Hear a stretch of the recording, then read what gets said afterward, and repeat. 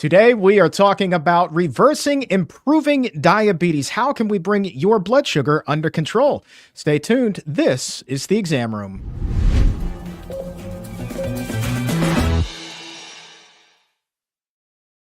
And my friends, welcome to the Exam Room Live, brought to you by the Physicians Committee. Hello, I am the weight loss champion, Chuck Carroll. Thank you so very much for watching and downloading in more than 150 countries around the world and making the Exam Room one of the most consumed nutrition podcasts anywhere on the planet today. And on this day, we are talking about a disease that affects tens of millions of people around the world, the numbers seemingly growing higher as each year passes. Today, we are talking about diabetes. We are talking about blood sugar and insulin resistance. And for people who are watching today and they may be wondering, well, I've been eating the diet that my doctor has prescribed for me, but my blood sugar just still is not coming under control. Well, my guest today might help you rethink some things. She is a true leader of nutrition in Canada. Some say she is the godmother of nutrition in Canada. And I've learned a fun fact that you do not mess around with the one, the only registered dietitian, Brenda Davis. Brenda, thank you so very much for being here today. Oh, well, thanks so much for having me again, Chuck, and congratulations on how well this podcast is going. So excited for you. Thank you so much. You know, it's grown to the point where I think that I might need a bodyguard, and I say that humbly, and I know that you are coming to join us today fresh from kickboxing class, so if you're up for the job, I would love to bring you aboard. Why, thank you. I would quite enjoy that. You guys think I'm joking.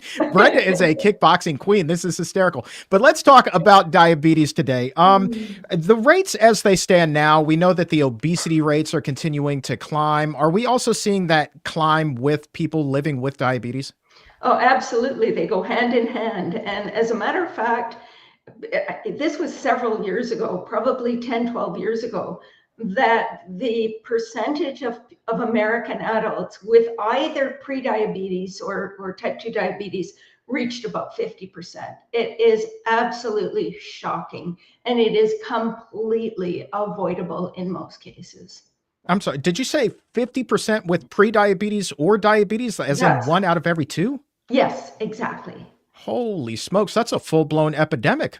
Oh, it is an epidemic, no doubt. And as you know, the graph rises in terms of the number of people with overweight or obesity, that diabetes line just parallels it. So it's really very concerning.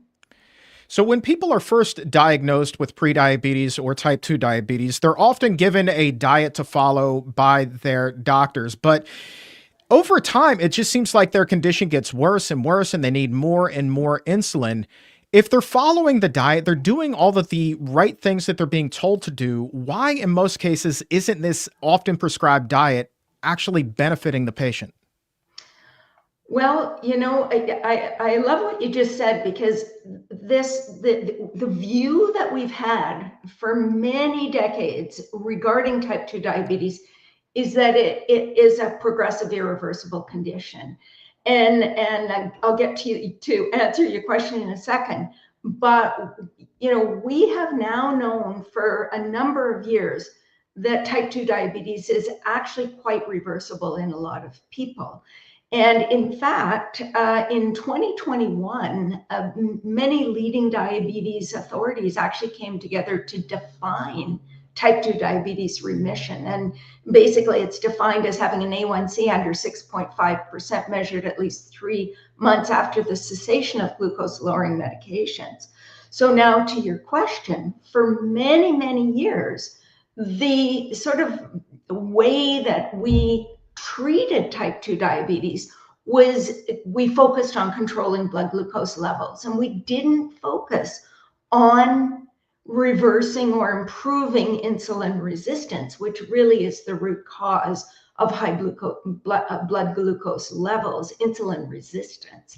And so, you know, so many of the dietary regimes were really built around trying to control blood glucose, not getting to the root of the disease. So if we get to the root of the disease, diet can be a profound and powerful tool for driving type 2 diabetes into remission in many cases.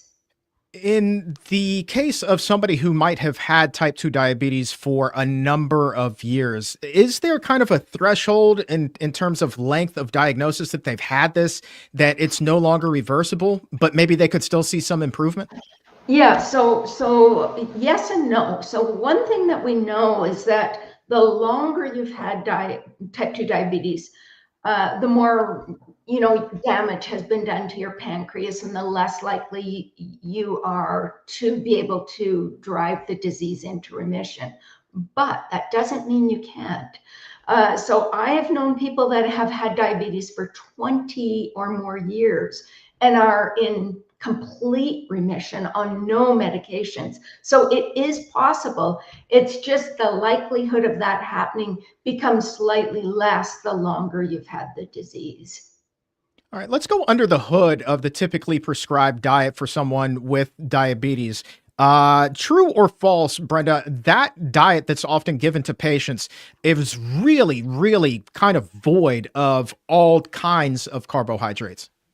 Yeah, so there tends to be an emphasis on reducing carbohydrates to try to control blood glucose levels. And of course, you flatline blood glucose levels when you reduce or almost remove carbohydrates. Now, typical accepted diets aren't as extreme as, say, a low carbohydrate ketogenic diet, for example. They might be 40% or so of calories from carbohydrates and then sort of a balance of fats and proteins with the remaining calories. But they are still relatively low in carbohydrates often. And when you are talking to people and you talk about the research that you've done, that wealth of knowledge that you've accumulated over the years, one of the things that really stands out to me is you are very much pro carbohydrate. So, what's the difference between the carbohydrates you suggest someone eat and those that are sometimes included in the typical diabetes diet? Yeah, so I think that generally, contrary to popular opinion, carbohydrates per se are really not the problem. In fact, the lowest rates of diabetes in the world are found in populations that eat relatively high carbohydrate diets. It's really the quality of carbohydrates that determines health outcomes from those carbohydrates. And quality is a function of source, a function of degree of processing of those carbohydrates, and of course, the glycemic response to the food as well.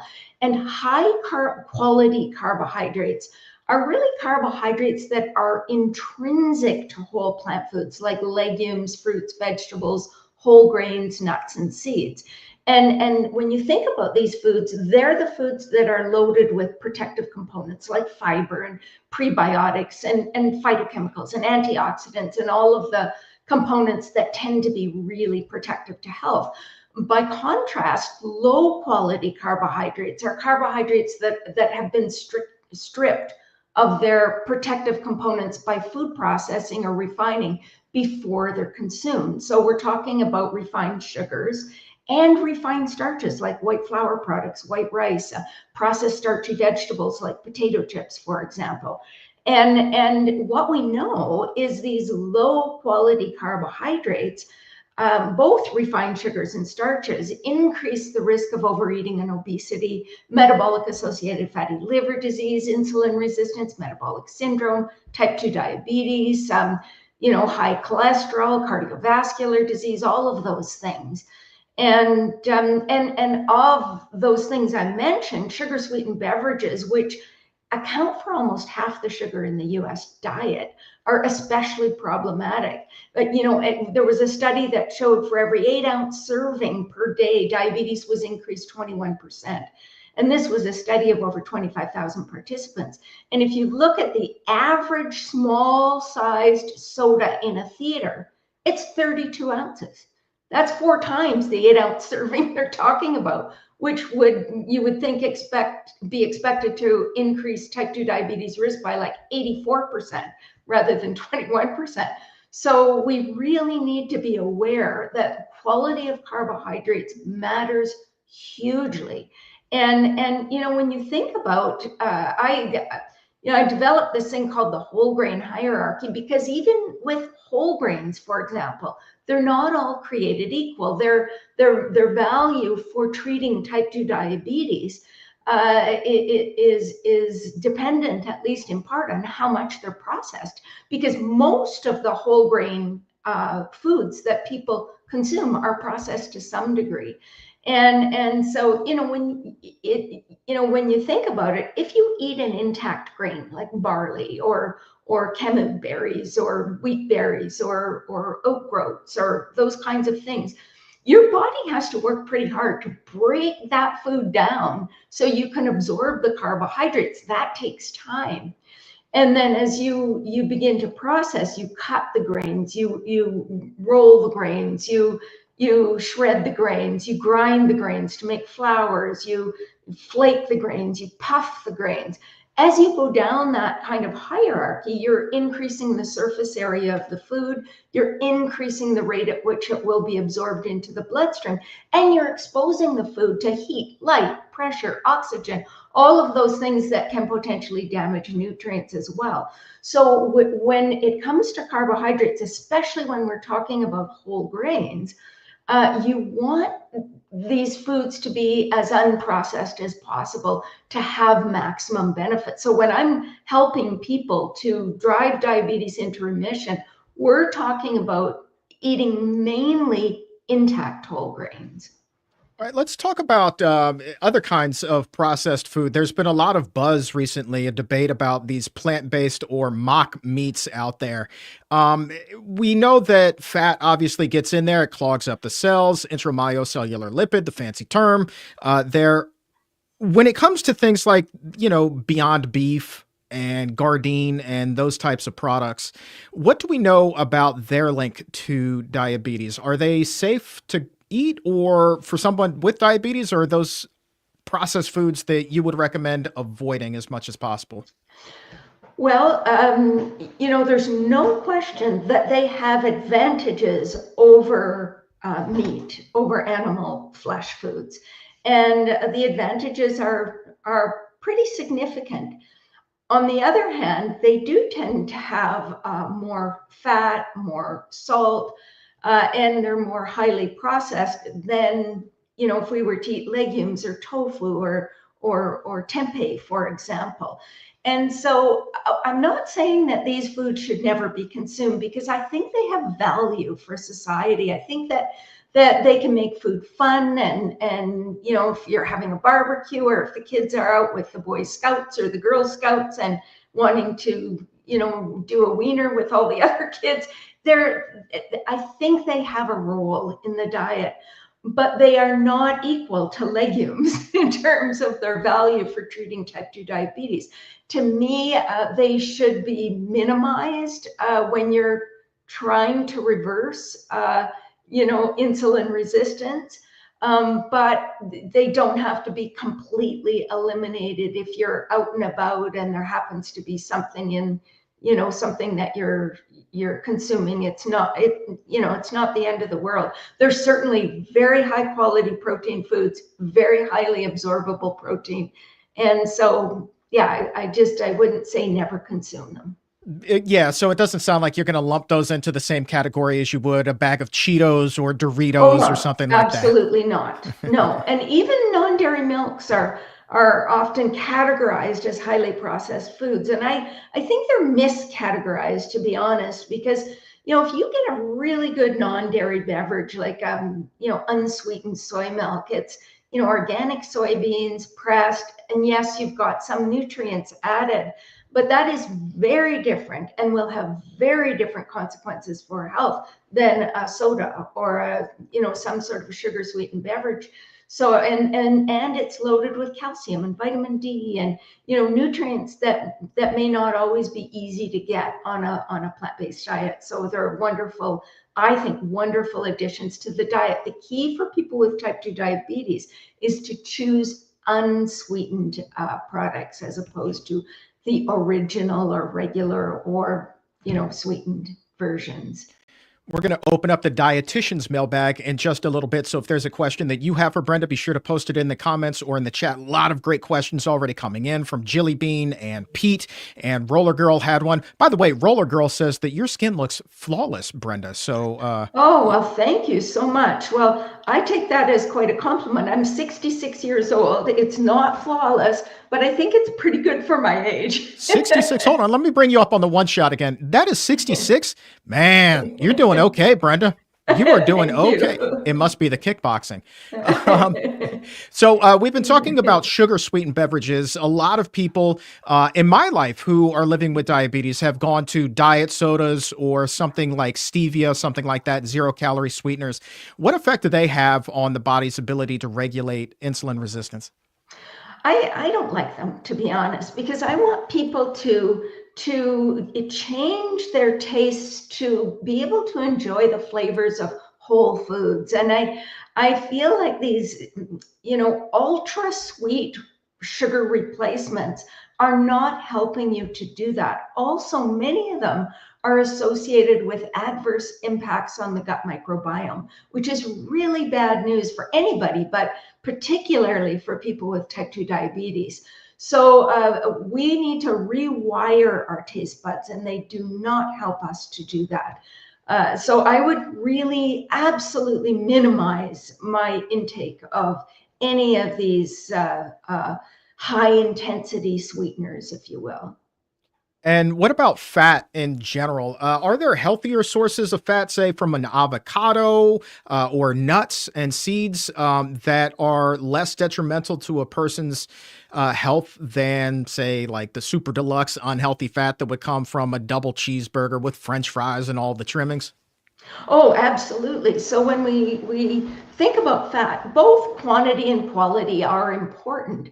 But if calories aren't excessive, quality may be even more important. And the fats that are especially problematic are trans fatty acids, which we've largely minimized in the food supply, except for in animal products. And then saturated fat from meat, especially, seem to have particularly adverse effects on fasting plasma glucose and insulin sensitivity, whereas unsaturated fatty acids tend to improve insulin sensitivity. And then the other thing that we have to think about is exposing fatty acids to high temperatures, as in frying or grilling, promotes the formation of a number of harmful products of oxidation, which can increase oxidative stress and inflammation, and increased risk of fatty liver disease and insulin resistance and so on. And so, but the big question is, whole plant foods, are they the best sources of these unsaturated fats? And they are absolutely, without a doubt, because again, they come packaged with fiber and phytochemicals and antioxidants. And so you're getting something for your calorie. Whereas with concentrated fats and oils, you've got a lot of calories, but relatively few nutrients and no fiber.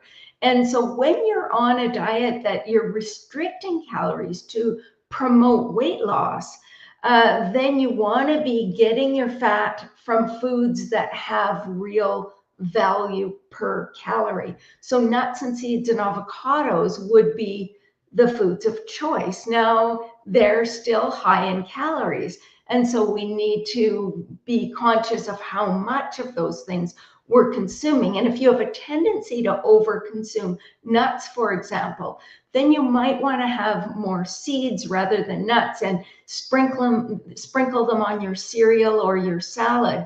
And seeds are actually higher in protein, higher in trace nutrients generally than are nuts. And they also are higher in polyunsaturated fats, whereas nuts are higher in monounsaturated fats.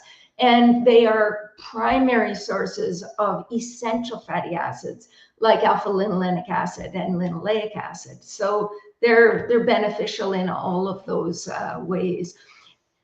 Yeah, I'm a big fan of just taking a handful of maybe sunflower seeds and sprinkling that on top of my salad just to give it that little bit of crunch. And I'm telling you, it's magnifique. There's nothing wrong with it. It's so good. It's so good. Yeah. And it provides some of the trace nutrients that aren't always easy to get from other plant foods. So I think it's a really wonderful idea. And the other thing that I think it's really important to talk about when we're talking about reversing insulin resistance is you have to induce weight loss. And so, we're talking about, limiting the foods that are really calorically dense to help induce weight loss.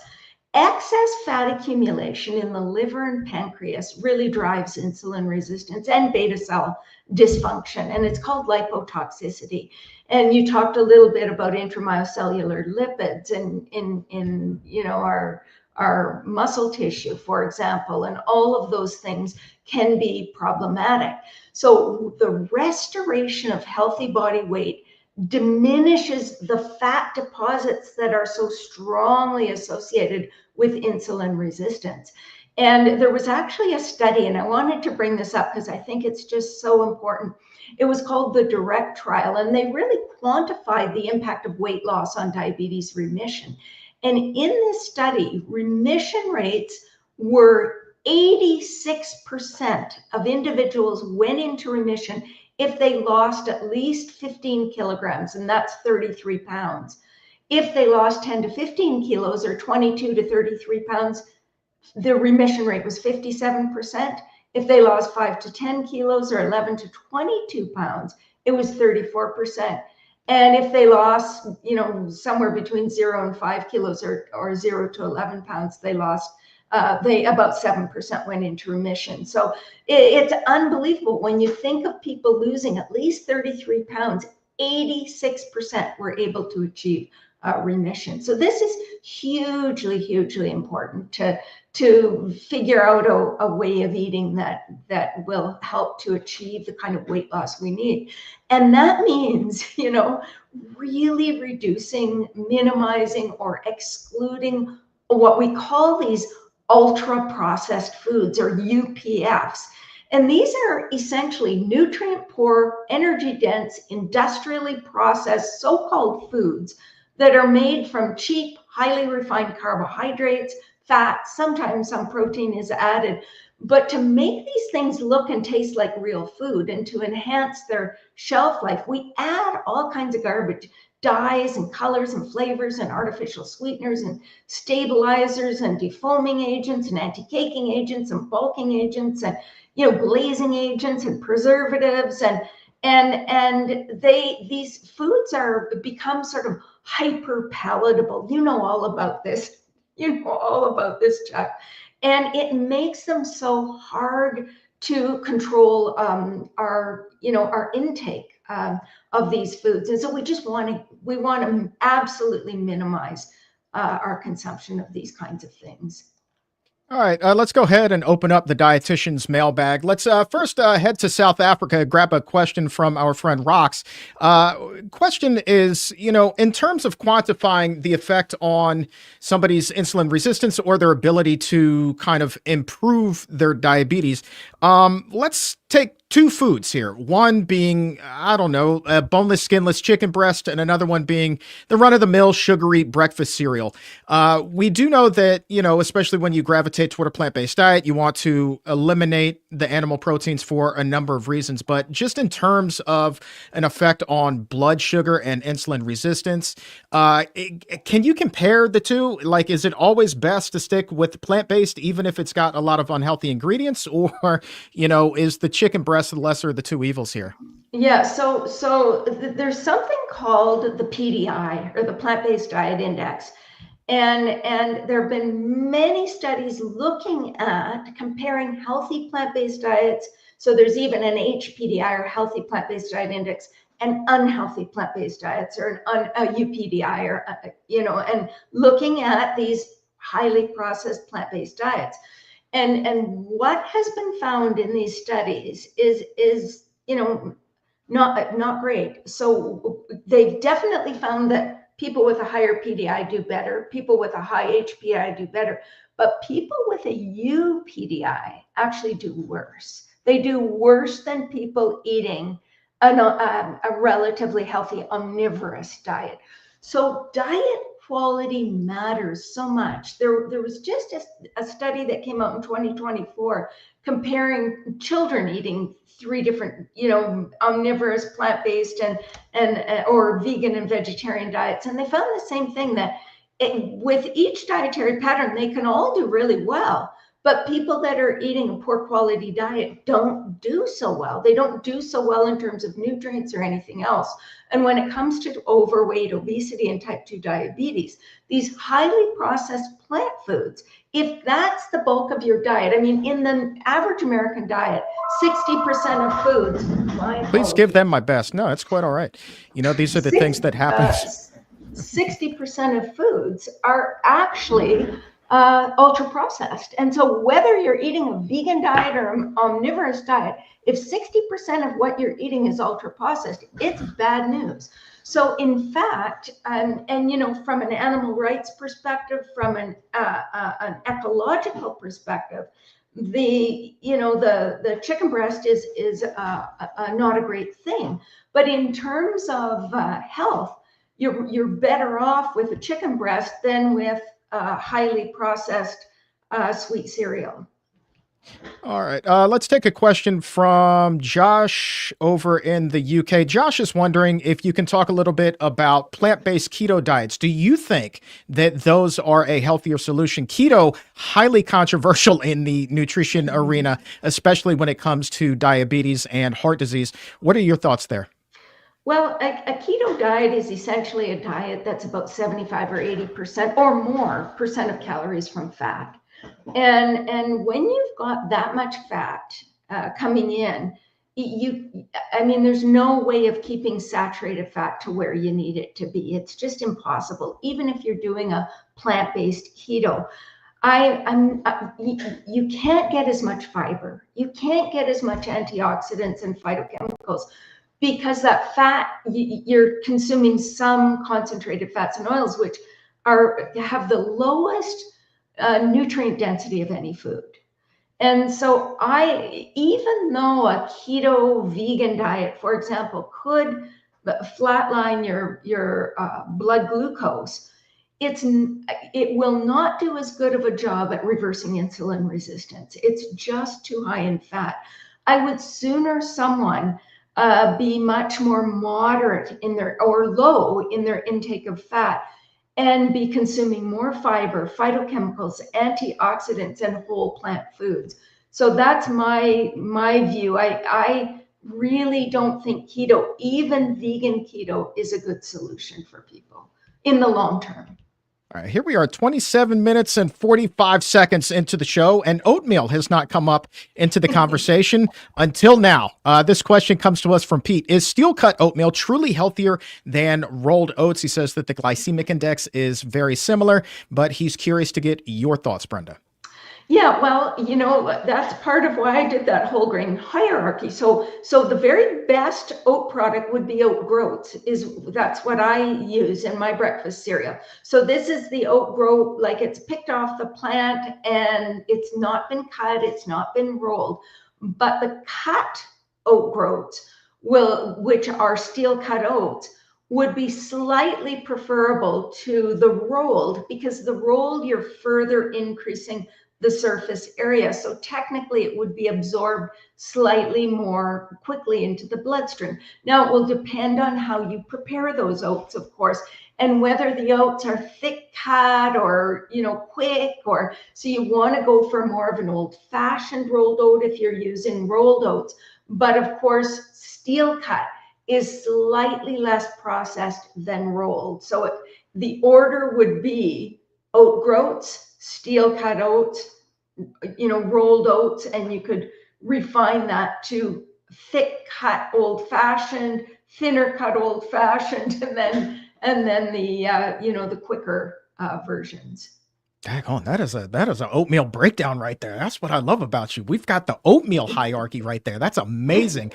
Okay, let's grab a question from Stephanie Spear at 322. Brenda, what are your thoughts on Ezekiel sprouted bread? Are you familiar with the Ezekiel brand? Yeah, so Ezekiel bread they use a sprouted grain flour for these breads, and they're not just using grains, they're using lentils. And so Ezekiel has a lower glycemic index than any bread, commercial bread I'm aware of. And it's because it doesn't just have grains, it has lentils.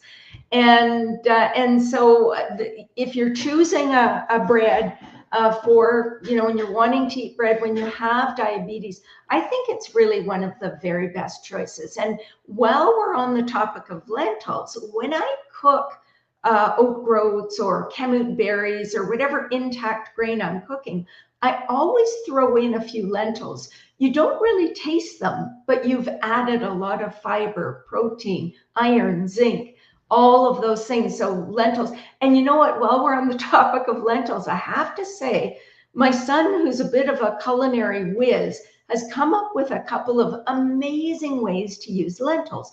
One is soaking the lentils, blending them in a blender, and making a pancake with them. And so that pancake can be used as a crepe, very thin. It can be used kind of like a roti. It can be used in a number of ways. Then the second thing he just taught me, which I made for the very first time yesterday, is lentil meat. And so lentil meat, I just do the same thing, soak a container of lentils, and then rinse and put fresh water, blend them, add some seasonings, and then you cook them in a big pot until they get really, really firm. Press them into a sort of a loaf pan, put it in the fridge, let it get cold, and then you slice it. And I just baked it on a silicone mat on a cookie sheet in the oven. And it's really good. So inexpensive, high in protein and iron, especially high in fiber. So really wonderful way to make a meat replacement if you're, trying to do the very best you can and still wanting to have that kind of meat-like product. You can make I made a completely fat-free mushroom gravy for it. And, you can do what you want with vegetables and so forth. Lentil pancakes, you say? I've heard of lentil loaf, Yeah. but that is kind of fancy. Just out of curiosity, if somebody was having a hard time wrapping their head, we're looking for practical advice here. If somebody were having a hard time wrapping their head around the idea of a lentil pancake, just practically speaking, what would you say to that person, Brenda? Oh, you just have to try them. So here's what I do when I make my lentil pancakes. Use red lentils, that they make a beautiful pancake.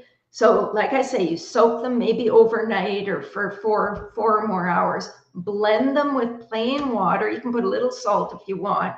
And then I use a really good quality frying pan to make a lentil crepe, and just make sure it's fairly thin on the pan.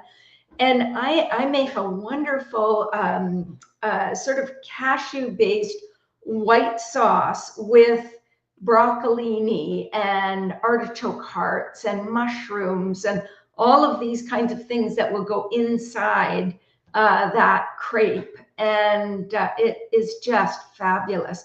And then for dessert, my husband always wants to have the pancake with a little bit of, nut butter and bananas or something like that on top. So you can use those lentil crepes as a breakfast pancake or as a savory dinner, pancake or crepe. So we're going to be doing a show, well, not a show. We're doing an event together in Rochester, Minnesota in April, I believe April 17th and 18th, the Lotus Health Foundation Symposium there. The Shurzais are also going to be there. And man, I'm not sure that we can fit a cooking demo on the docket, but what you are just describing here is making my mouth absolutely water. I love lentils, especially red lentils. I just can't get enough. And I think that anybody that is not a fan of red lentils really needs to have their head examined. But then again, I'm biased. Do you have a favorite type of lentil, Brenda? Well, I tend to use small brown lentils a lot. I like the small brown, which are really the red with the skin. So I like those in my breakfast bowls. and I use them pretty regularly for soups and things like that. But that lentil meat I made, which is just soaked, blended, and then cooked in a big pot until it gets firm, and then pressed into a loaf pan, sliced and cooked in the oven. I mean, it sounds a little bit much, but it's actually super easy to do. All it is lentils and a few seasonings. I just use regular green lentils for that. I love red lentils, and I love baby, like the black beluga lentils as well. They're just tiny little lentils. French lentils are great. I'm not prejudiced when it comes to lentils. I love them all. Oh yeah, well you can't be prejudiced. I mean, lentils they taste like candy canes on Christmas. They're absolutely delicious. Let's take a question from Video 1000 Nights. They are wondering, what do you think about time restricted eating, and what time do you think, or what do you also think about skipping breakfast and then just having lunch and dinner?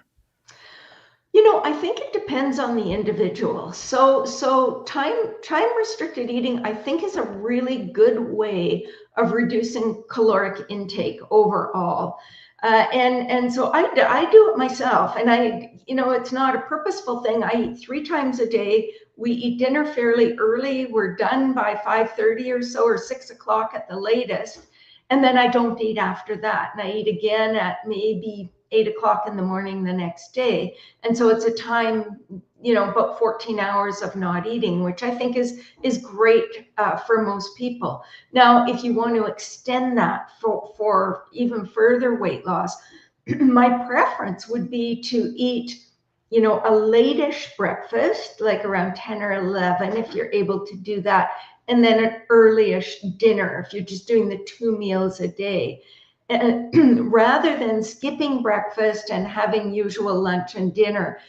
But again, it depends on your body. So I'm a morning person. I'm hungry in the morning. I could care less about eating at night. Once dinner's done, my body shuts down. I don't need any more food. Some people are the exact opposite. They are not hungry in the morning. They're, hungry at night. And so for those individuals, that idea of skipping breakfast and just having the 2 meals could work. But generally, for most people, it's probably better to have a morning meal and then an early dinner.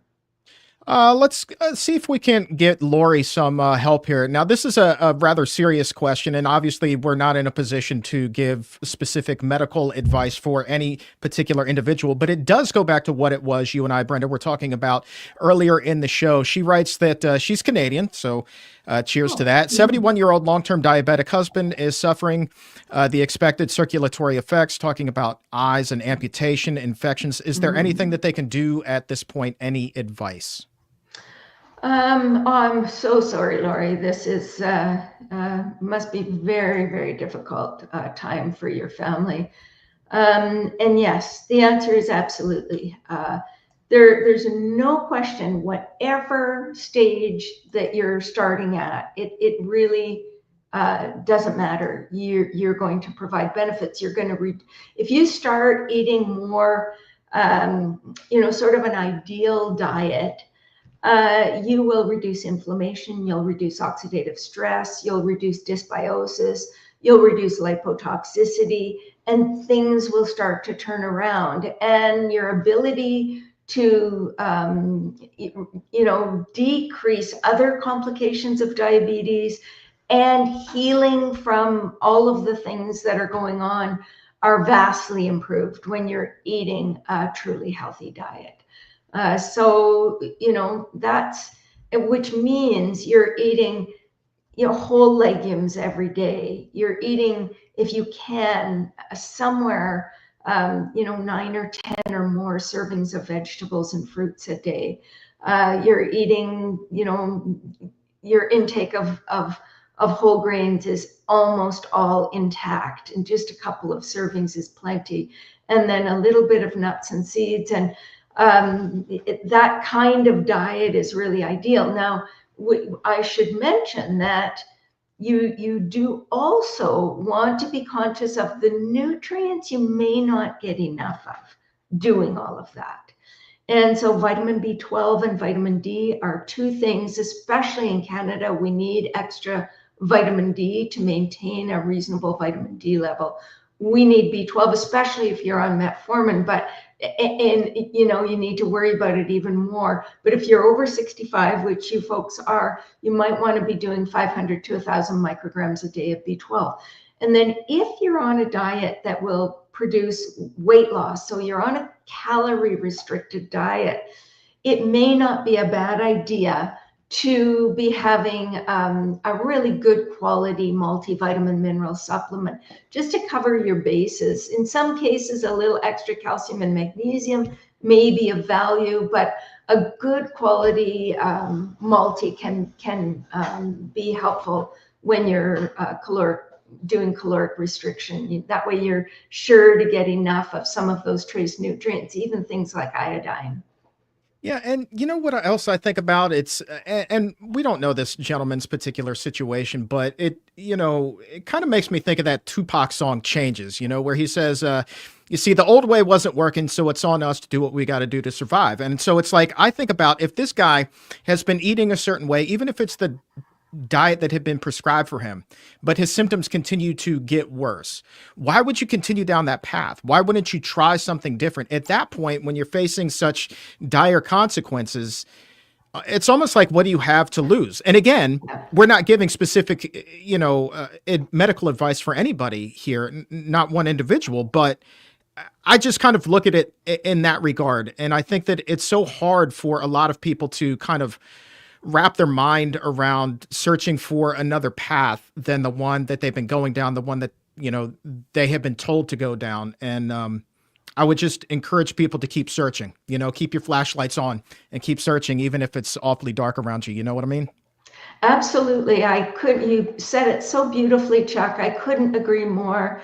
If you change your direction 5%, you're still going to get where you're going. You really need to do an about face to make a huge difference. And I think of my dad, who died of complications of diabetes several years ago. He was just not willing to make the big changes. He made changes enough probably to extend his life an extra 20 years, but he didn't make the kind of changes he would have needed to make to completely drive his disease into remission.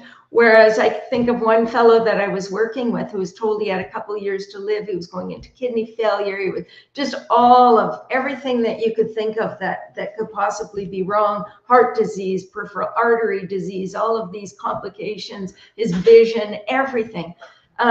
He completely went as far as he could with the diet, and he completely reversed. He was on 40 units of insulin a day. He was on 17 pills a day.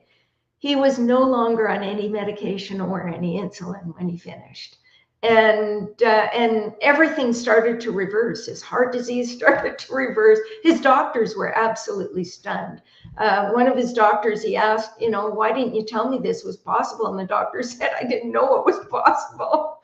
He said, I've never seen anything like it. But the more hardcore you go, the better your results are going to be.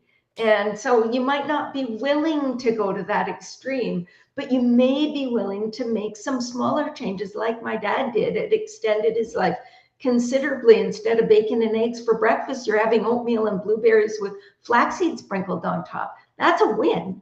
So any step you can take in the right direction is definitely worth taking.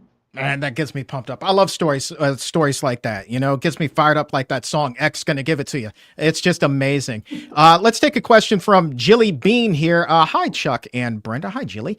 How much does exercise play a role in lowering or reversing type 2 diabetes? Great question, because we've been talking pretty much exclusively about food so far.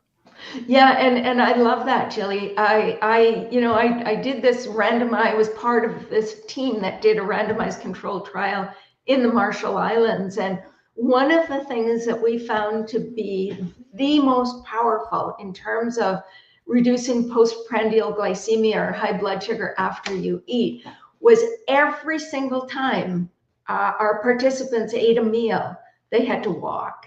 And the difference in their blood glucose when they walked after a meal and when they didn't was just staggering. And so you need to move your body. And in fact, moving your body allows you to get rid of that glucose without insulin. So it's, your body can handle more when you're exercising. And so what I recommend, I'll tell you what I do myself. I exercise for at least an hour a day. And I try to walk a little bit every day. But ideally, if you have diabetes, walk after every meal and then try to fit in at least a half an hour of exercise a day on top of that walking. So yeah, the more the better, really. Absolutely. I love that. And the fact that, walking in itself can make such an enormous difference Oh, in terms of a huge. person's health, their health span, their lifespan, all of it kind of goes together. And yeah, I had bariatric surgery back in the day to jumpstart my transformation, but it really was the walking in conjunction with eating a healthier diet long term that have sustained me to this point. And I love to remind people every single time this comes up that you don't have to go from being a couch potato to being, a gym rat all day, every day. Start by No. walking. And maybe you never have to go to the gym. I don't know. If you fall in love with walking, you walk for an hour a day. I would say Yeah. that you're going to be in Oh, pretty good yeah. shape. I mean, what your goal would be is to just increase your speed, to be able to get a little fitter with your walking. And maybe part of that walk is a little jog or, whatever you can do to increase your cardiovascular health while you're walking. It doesn't have to be at the gym for sure. But for me, I actually love going to the gym because it's my social life.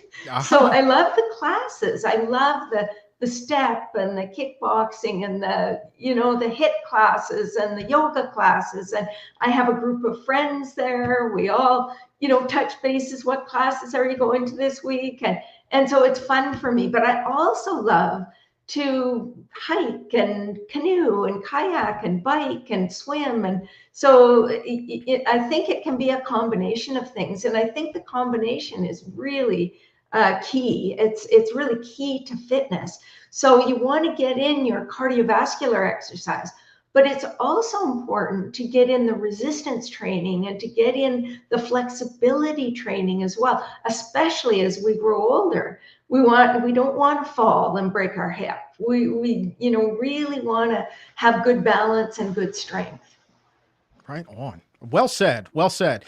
Just out of curiosity, in your kickbox classes, I don't know why I'm stuck on this today, just because I think it's fascinating. What kind of music are you listening to? Are you a hip hop head? Are you going country, rock? What are we So playing there? I'm in a class, and so the kickboxing class, the music changes with each session, and so it's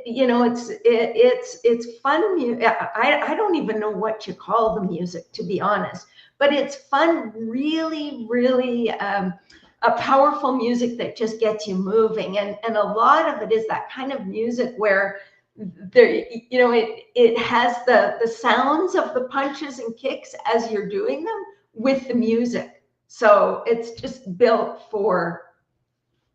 Right for on. that kind of training. Sounds like a custom jam kind of a deal. That sounds like fun. It is fun. Let's take one more here. This one comes to us just now from Kina Star.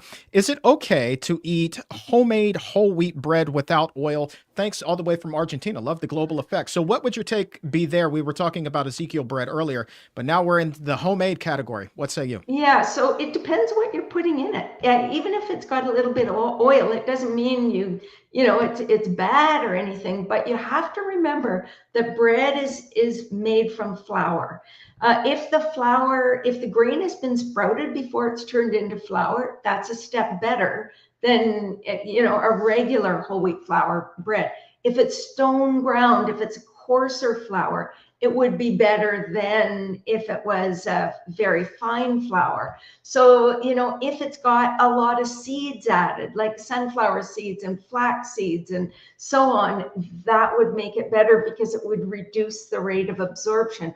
But generally, you want, especially if you're trying to lose weight, you want to be getting most of your grains in a more intact form, like barley or oat groats or kamut berries or wheat berries or quinoa or those kinds of things. and have less of your calories coming from the more processed whole grains, like breads and cereals. All right, coming up in April is going to be the Lotus Health Foundation, the big time event that they have in Rochester, Minnesota, home of the Mayo Clinic. I'm so honored that you and I will be there together once again this year. And I'm going to be recording more episodes of the show on location. Would love to bring you onto the set while we're there, because we're not going to be able to get to the Marshall Islands update there today, but we certainly will have time to do that once we are in Minnesota. And let me go ahead and bring up this speaker lineup.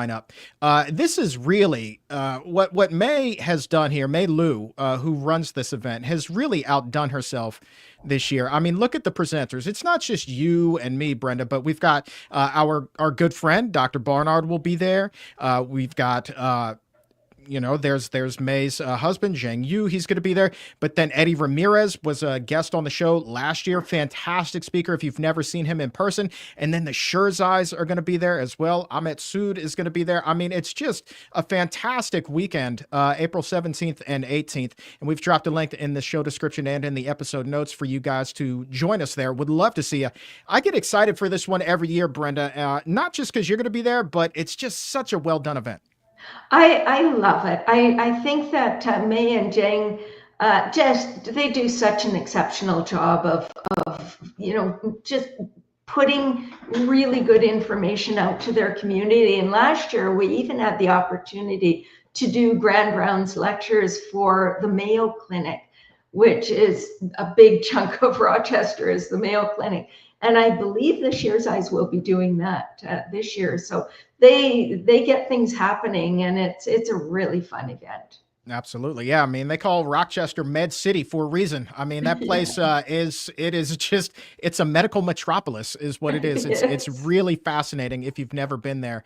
So if you're anywhere in the Twin Cities area, a little bit south, come on out. We would love to see you. It's just a great time, and it's such a fun, passionate event. And then, oh, by the way, you go to May's clinic over there and you can see her pharmacy where, I mean, I love this so much about May is that right next to the clinic, they have the pharmacy where they plant the produce and then they give it to their patients who come in to see them. It's so great. It's incredible. It's so good. What a concept. I mean, it's just novel, and I love it to death. Just like I love you. I love your kickboxing ways. I love all of your knowledge. You're so much fun to talk to. Thank you so very much for spending your afternoon with us. Right back at you, Chuck. I'm so glad that we had the time together, and I can't wait to see you in person again. Just a couple more weeks. So listen, join us again. Click that link in the show description or in the episode notes. Brenda, appreciate it. Talk to you again soon. Thanks so much, Chuck. Take care. And for everybody here at the Physicians Committee, I am the weight loss champion, Chuck Carroll. We will talk to you again very soon. But until then, keep it plant-based.